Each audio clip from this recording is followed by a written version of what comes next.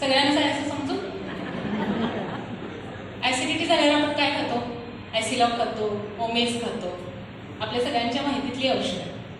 ही गोळी खाल्ल्यानंतर किती दिवस ऍसिडिटीचा त्रास कमी होतो? 1 दिवस, 2 दिवस, जास्तीत जास्त 3 दिवस.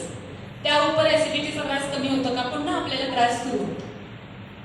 असं का होतं बरं?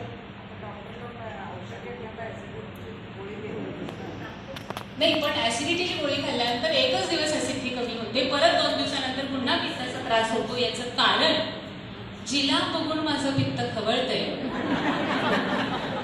त्यावर मी जोपर्यंत काम करत नाही, ज्याला बघून माझ्या पोटात गोळा येतो भीतीचा, त्यावर मी जोपर्यंत काम करत नाही, तोपर्यंत जगातली कुठली ऍसिलॉक आणि ओमेजची गोळी तुमच्या पित्ताचा त्रास कमी करणार नाही.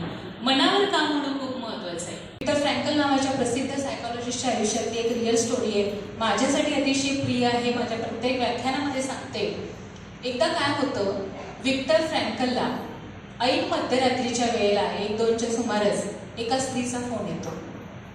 ती स्त्री खूप दुःखी असते, आयुष्याला कंटाळलेली असते. ती विक्टरला फोन करते, सांगते, रडायला लागते.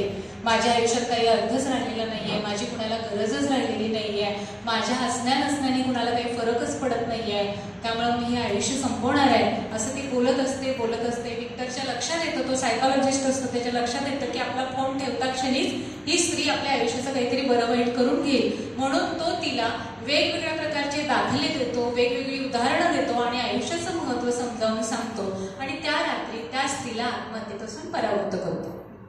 काही दिवसांनी एका कार्यक्रमामध्ये ती स्त्री विक्टरला भेटते आणि सांगते की असंच तुम्हाला मी एकदा रात्री फोन केला होता, तुमचा फोन झाल्यानंतर मी आत्महत्येचा निर्णय कॅन्सल केला आणि मी आता अतिशय आनंदी जीवन जगतेय. मग विक्टरला थोडीशी उत्सुकता वाटते. विक्टर तिला विचारतो, माझ्या कोणत्या गोष्टीमुळे तुम्ही आत्महत्येपासून परावृत्त झाला? या प्रश्नाला तिनं दिलेलं उत्तर सगळ्यांनी लक्षात ठेवायचं आहे. सुरुवातीला ती म्हणते, खरं तर मला तुमच्या कुठल्याच गोष्टीने फारसा काही फरक पडला नाही. खरं तुम्ही जे काही सांगितलं होतं ते मला आधीपासून माहिती होतं. आमच्याही बाबतीत असं होतं की तासभर कोणाचं तरी काउन्सिलिंग करावं आणि काउन्सिलिंग झाल्यानंतर मॅडम सगळं मला माहिती आहे हो. असं होऊ शकतं. लोक इंटरनेटमुळे इतके हुशार झाले आहेत, राईट? तर ती स्त्री विक्टरला असंच म्हणते की खरं तर तुमच्या कुठल्याच सल्ल्याचा मला फारसा काही फरक पडला नव्हता, कारण तुम्ही जे काही सांगितलं ते मला आधीपासून माहिती होतं.